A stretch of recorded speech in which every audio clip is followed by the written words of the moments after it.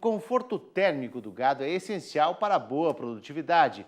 Na capacitação tecnológica da integração lavoura-pecuária-floresta de hoje, vamos ver como os produtores da Amazônia estão investindo na arborização de pastagens.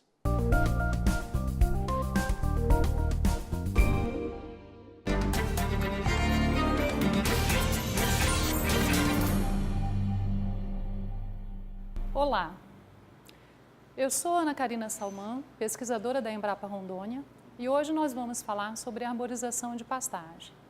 Nessa aula, eu quero enfocar a importância desses sistemas, eu vou conceituar e falar dos benefícios e das limitações desses tipos de sistemas, com foco no bioma amazônico. O que é a arborização de pastagens?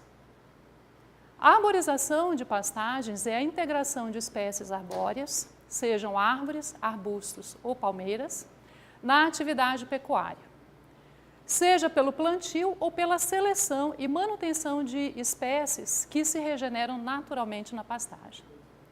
Esses sistemas também são conhecidos por sistema silvopastoril. O que significa o sistema silvopastoril? Silve é um termo que está relacionado com selva, mata e floresta. O pastoril é um termo que se refere a criar e cuidar de animais domesticados em campos naturais ou plantados, com espécies forrageiras. Então, silvopastoril significa exatamente a integração de árvores e pastagem com os animais simultaneamente. Vamos falar um pouco sobre a situação da pecuária na Amazônia. Então, hoje em dia, a realidade que a gente enfrenta é que a pecuária na região amazônica ela é tida como uma das principais responsáveis pelo desmatamento. E aí, quando a gente vai olhar na internet, em sites, ou mesmo em revistas, jornais, o que a gente se depara mais constantemente é uma divulgação de que a pecuária é a principal responsável pelo desmatamento da floresta amazônica e a principal responsável também pela emissão de gases de efeito estufa. Então, esse tipo de propaganda é extremamente negativa, né, principalmente para profissionais e também produtores que estão nessa região, nesse bioma, porque acaba que a parte econômica também dessa atividade pode ser afetada com esse tipo de propaganda. E a gente tem que estar ciente disso e estar preocupado em enfrentar esse tipo de situação. Essa reportagem foi divulgada na revista Exame, mostra uma preocupação do Walmart, que é uma rede de varejista, uma das principais redes de varejistas no Brasil, que comercializa carne bovina, né?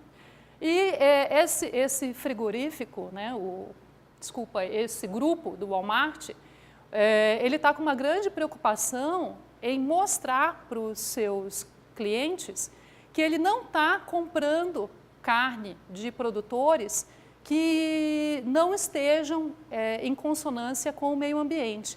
Então, eles gastaram muito dinheiro para desenvolver um programa de rastreamento dos produtores que estão produzindo carne e fornecendo para eles, né? E aí, nessa reportagem, os números que são divulgados é que 18% da Amazônia brasileira já foi desmatada e a pecuária é considerada uma das principais causas. 60 é o número de frigoríficos que fornecem para o Walmart no Brasil. E 10 deles têm operação na região amazônica. Então, essa reportagem mostra a preocupação que o grupo do Walmart está em rastrear e saber a origem da carne que ele está comprando. E aí o pecuarista tem que estar atento para esse tipo de situação, por quê? Porque ele tem que realmente produzir e estar com a sua propriedade em adequação com o meio ambiente para poder garantir quem vai comprar o produto que ele está produzindo. Conceituando, né, ou situando vocês sobre como está e como é o ambiente da pecuária em Rondônia, para vocês terem uma ideia, Rondônia hoje ele possui um rebanho de 12 milhões de cabeças de gado bovino. É o 7º maior rebanho no Brasil. Em Rondônia, né, o estado de Rondônia é o principal produtor da região norte, tanto de carne bovina quanto de leite. E ele é o 4º maior exportador de carne do país. Então, a pecuária para o nosso estado é extremamente importante. Então, ao mesmo tempo que a gente tem essa problemática de estar produzindo no bioma amazônico e estar enfrentando essa propaganda negativa que é feita da pecuária na Amazônia, por outro lado, é uma das atividades mais importantes do ponto de vista econômico. Então, a gente tem que estar preocupados em falar, e eu que sou pesquisadora da área, tenho que estar preocupada em desenvolver sistemas que sejam mais adequados do ponto de vista ambiental para poder convencer tanto o público consumidor quanto os varejistas que estão comprando e exportando essa carne. E essa pecuária, ela vem sendo exercida predominantemente em pastagens. E aí, qual é a situação das pastagens na Amazônia? O que a gente observa é um baixo grau de arborização. No estudo que nós realizamos durante o projeto Arbopasto, nós verificamos que no Acre e em Rondônia, o grau de arborização atualmente está em torno de 4% a 5%. Sendo que o ideal seria entre 10% e 40%. Ou seja, existem poucos exemplares, quando a gente encontra árvores no meio do pasto, nós encontramos poucas árvores dispersas na pastagem, e o que acontece? Os animais acabam se amontoando debaixo dessas árvores, buscando um pouco mais de conforto térmico. Porque na região amazônica, o clima realmente é um clima um sol muito intenso, um calor muito forte, e mesmo no caso do gado Nelore, né, dos bovinos da raça Nelore, que são mais adaptados a temperaturas mais altas, eles também necessitam de um pouco de conforto térmico, um pouco, não muito conforto térmico, para se manter na pastagem durante o dia.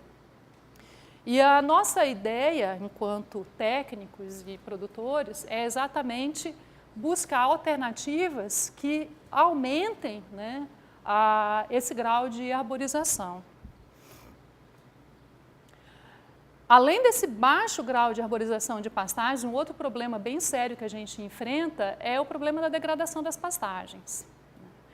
Hoje, acredita-se que cerca de 70 milhões de hectares de pastagens na região centro-oeste e norte do Brasil estariam em algum grau de degradação.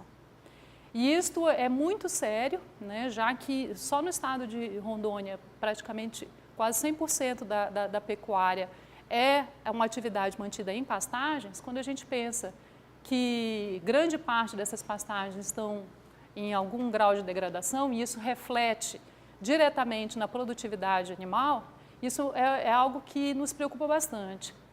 E aqui nessas fotos, mostrando a partir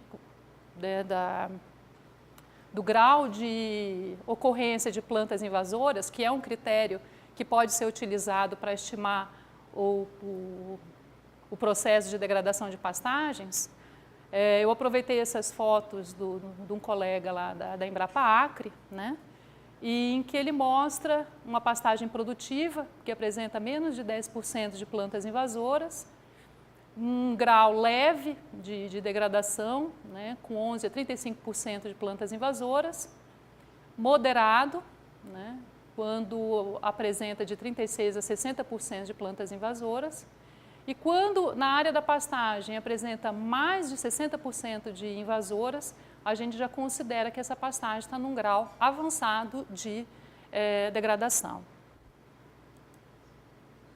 Então, essa pecuária, né, exercida em áreas de pastagem que estão em algum grau de degradação, e que enfrenta uma propaganda negativa, exatamente porque a gente está no bioma amazônico, a gente precisa de alternativas para recuperar essas pastagens que estão em algum grau de degradação e transformar, né, mudar esse cenário para um cenário mais aceitável, né, do ponto de vista ambiental e também do ponto de vista econômico, porque a pecuária exercida numa área de pastagem degradada, obviamente ela tem problemas econômicos, porque se a produtividade do pasto diminui, a produtividade animal também vai diminuir.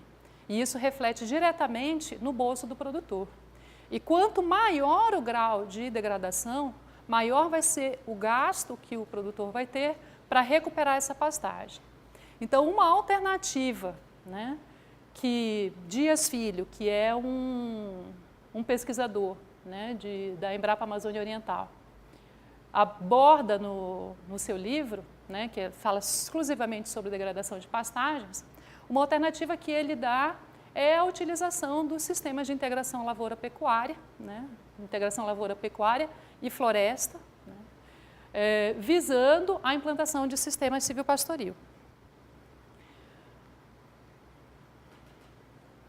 Quais seriam as contribuições das árvores nesse tipo de sistema? As árvores poderiam fornecer, elas podem fornecer produtos madeireiros, e essa madeira pode ser utilizada para serraria, para laminação, ou para produção de papel, celulose, lenha, carvão, e palanques para cerca, e outras construções rurais. As árvores também podem fornecer produtos não madeireiros, como frutos para alimentação humana e animal, mel, látex, resinas, óleos e etc. As árvores também podem contribuir com serviços, né? Sombra e abrigo para o gado, aves e outros animais, melhorando a biodiversidade do sistema de pastagem. As árvores também podem servir como cercas vivas, como quebra-vento, para aumentar a produção de matéria orgânica no solo, fixação biológica de nitrogênio no solo, melhora sequestro de carbono, controla a erosão de solo, controla a manutenção, né, a manutenção da umidade no solo, e sem contar que ela também pode fornecer, né, melhorar os aspectos éticos e culturais da propriedade, o que indiretamente melhora também o valor da propriedade. E eu vou falar desses benefícios mais especificamente daqui para frente. Então, o sistema silvopastoril, né, que é a integração de árvores na pastagem, destinada à criação de animais na mesma área, ele pode ser conceituado, né, ou classificado, de acordo com o tempo de duração dos componentes. Em temporário, né, um sistema silvopastoril temporário são aqueles em que o pastoreio ele ocorre eventualmente na área, né, ou no subbosque. O subbosque é essa área na entrelinha entre o plantio das árvores. No sistema silvopastoril temporário, o principal produto é a madeira e não o animal. O foco é a madeira. Então, o animal, ele entra no período em que as árvores ainda estão em crescimento, né, no período inicial, e aí nas entrelinhas de plantio das árvores é formado o pasto, e o animal entra para consumir e ele vai permanecer só enquanto as espécies arbóreas ainda estão crescendo, né, antes delas atingirem uma altura em que elas começam a sombrear demais o pasto e aí não é possível manter os animais nessa área. Esse tipo de sistema temporário não é o meu foco na aula de hoje, né? Porque para o bioma amazônico e para a nossa realidade, né, principalmente ali no estado de Rondônia e no estado do Acre, são os sistemas silvopastoris permanentes. No caso do sistema silvopastoril permanente, ele é planejado para que haja uma coexistência e interações permanentes e positivas do componente arbóreo, pastagem e animais na mesma área. Então, nesse tipo de sistema, o produto animal é o principal foco. E aí, nesse caso, as árvores, o foco delas é fornecer serviço, né, como sombra, melhora da ciclagem de nutrientes no solo, ou eles podem até, eventualmente, também fornecer madeira, mas o foco mesmo é a pecuária, é o produto animal.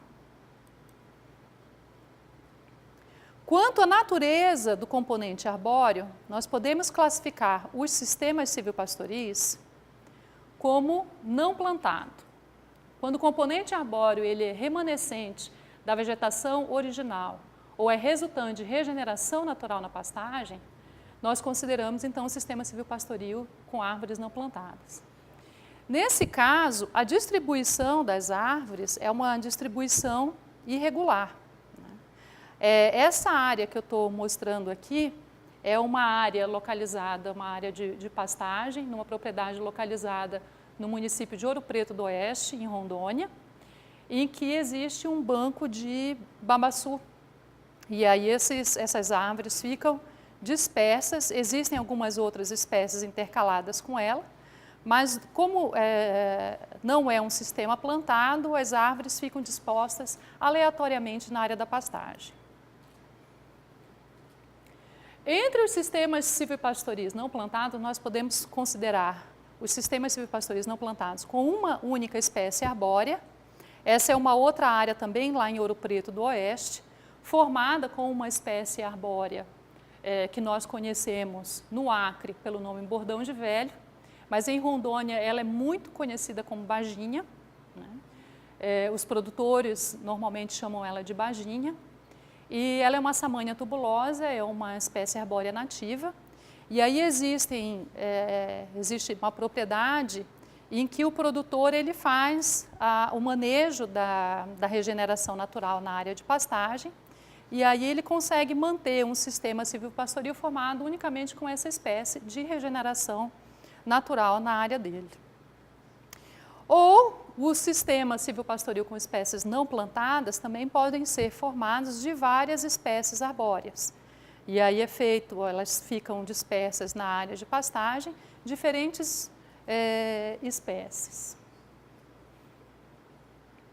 Quando a gente fala de sistema silvopastoril formado com espécies arbóreas de regeneração natural, uma discussão que a gente levanta, né, e essa discussão está no livro que a gente publicou, que é o Guia Herbopasto, a gente discute sobre qual seria a densidade de árvores mais indicada para a gente considerar um sistema silvopastoril. Porque se a gente visita uma pastagem que apresenta 1 ou 2 árvores por hectare, a gente não pode considerar isso um sistema silvopastoril. Inclusive aquelas primeiras fotos que eu mostro, a situação das pastagens na Amazônia, com baixa arborização e os animais se amontoando sobre a árvore, a gente não pode considerar isso um sistema silvopastoril, porque essa baixa quantidade de árvore no pasto, ela não é suficiente para fornecer bem-estar para os animais e realmente acaba favorecendo o mito de que a pastagem não suporta uma árvore porque a árvore acaba com o capim debaixo da árvore. E às vezes o que acaba é exatamente essa aglomeração dos animais debaixo da árvore porque existem poucas árvores na pastagem. O ideal então seria que a gente encontrasse, né, ou que a gente mantivesse na pastagem em torno de 20 árvores por hectare para a gente poder considerar que esse sistema como um sistema silvopastoril com espécies arbóreas de regeneração natural.